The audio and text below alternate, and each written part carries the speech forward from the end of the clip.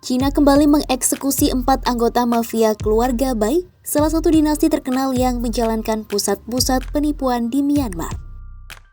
Keempat anggota itu termasuk di antara 21 anggota keluarga dan rekanan yang divonis bersalah atas penipuan, pembunuhan, dan penganiayaan, serta kejahatan lainnya oleh pengadilan di Provinsi Guangdong. Dari puluhan anggota itu, 5 diantaranya telah dijatuhi hukuman mati oleh pengadilan pada 2025 lalu, termasuk kepala klan Bai Soucheng yang meninggal karena sakit setelah divonis bersalah. Dengan eksekusi ini, Cina mengirimkan pesan penjeraan kepada para calon pelaku penipuan online.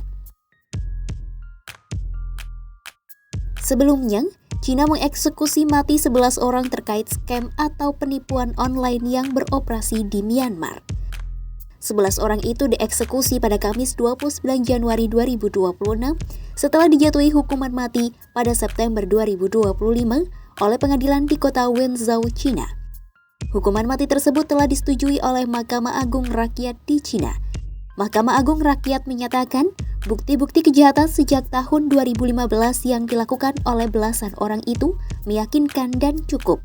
Belasan orang yang dieksekusi mati merupakan anggota kunci dalam kegiatan scam di pusat-pusat penipuan online di Myanmar.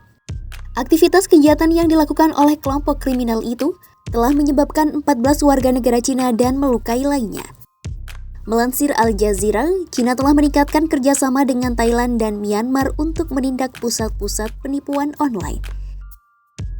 Ribuan orang telah dipulangkan ke Cina untuk menghadapi proses persidangan akibat tindakan mereka. Putusan September 2025 yang berujung eksekusi mati terhadap 11 orang juga menjatuhi hukuman kepada tersangka lainnya. Putusan itu mencakup hukuman mati dengan penangguhan selama 2 tahun untuk 5 orang lainnya. Sebanyak 23 tersangka lain dijatuhi hukuman penjara mulai dari 5 tahun hingga seumur hidup. Selama bertahun-tahun, keluarga Bai, Ming, dan beberapa keluarga lainnya mendominasi kota perbatasan Myanmar Lau Kai, tempat mereka mengelola kasino, kawasan lokalisasi, dan operasi penipuan cyber. Di antara klan-klan tersebut, klan Bai adalah nomor 1. Pernyataan itu disampaikan putra Bai Soucheng kepada pemerintah setelah ia ditahan. Pihak berwenang melaporkan, kelompok Bai mengendalikan milisi mereka sendiri, mendirikan 41 kompleks untuk menampung kegiatan penipuan cyber dan kasino. Di dalam tembok kompleks-kompleks itu terdapat budaya kekerasan, di mana pemukulan dan penyiksaan adalah hal yang biasa.